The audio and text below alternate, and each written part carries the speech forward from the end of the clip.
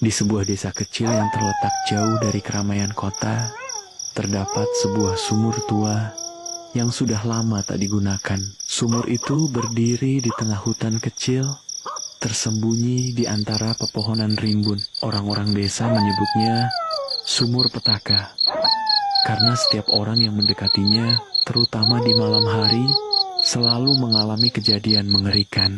Tidak ada yang tahu pasti sejak kapan sumur itu ada. Tapi cerita yang beredar mengatakan bahwa dulunya sumur itu adalah tempat eksekusi. Orang-orang yang dihukum mati akan dilempar ke dalamnya. Dan sejak saat itu, sumur itu menjadi angker. Suatu malam, seorang pemuda bernama Bram dan dua temannya, Joko dan Sandi, nekat pergi ke sumur itu. Mereka tidak percaya dengan cerita-cerita orang tua di desa. Cuma mitos, kata Joko sambil tertawa. Kalau memang ada hantu, kita buktikan saja. Mereka membawa senter dan ponsel untuk merekam perjalanan mereka, langkah demi langkah. Mereka menyusuri jalan setapak yang semakin gelap dan sunyi. Angin malam bertiup pelan, membawa suara-suara aneh dari pepohonan.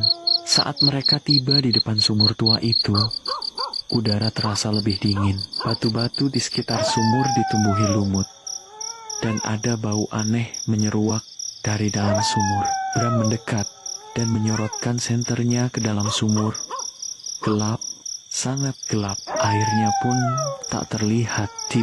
Ubrak, sesuatu jatuh dari atas pohon. Mereka semua tersentak. Joko tertawa gugup.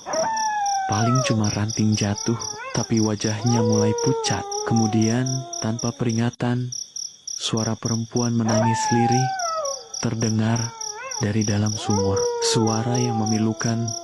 Manu Yat Hoti. Sandi menelan ludah. Kalian dengar? Bram mengangguk, lalu mencoba menyinari sumur lebih dalam. Joko, yang sok berani, mengambil batu dan melemparkannya ke dalam sumur. Sunyi. Tidak ada suara batu menyentuh dasar sumur. Mereka bertiga saling pandang. Seharusnya ada suara gemericik air atau bunyi benturan, tapi tidak ada apa-apa. Lalu, gerak. Tangan kurus penuh luka dengan kuku panjang mencengkram bibir sumur. Perlahan-lahan naik ke atas. Sosok perempuan dengan rambut panjang, wajah pucat, dan mata hitam legam muncul dari dalam sumur. Pakaiannya compang-camping, kulitnya membusuk, dan dari bibirnya mengalir darah hitam pekat. "Tolong aku!" Joko menjerit dan langsung berlari, diikuti oleh Sandi. Bram, yang masih berdiri di tempatnya, tak bisa bergerak. Matanya menatap sosok itu, tubuhnya membeku. Hantu itu menatapnya, lalu tersenyum. Seketika, tubuh Bram tertarik ke dalam sumur, menghilang dalam kegelapan. Joko dan Sandi menoleh ke belakang, tapi yang mereka lihat hanyalah sumur tua yang kosong. Tidak ada Bram, tidak ada jejak apapun.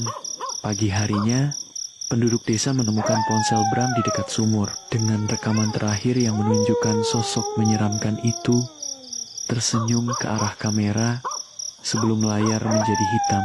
Dan sejak saat itu, nama Bram menjadi bagian dari kutukan sumur petaka.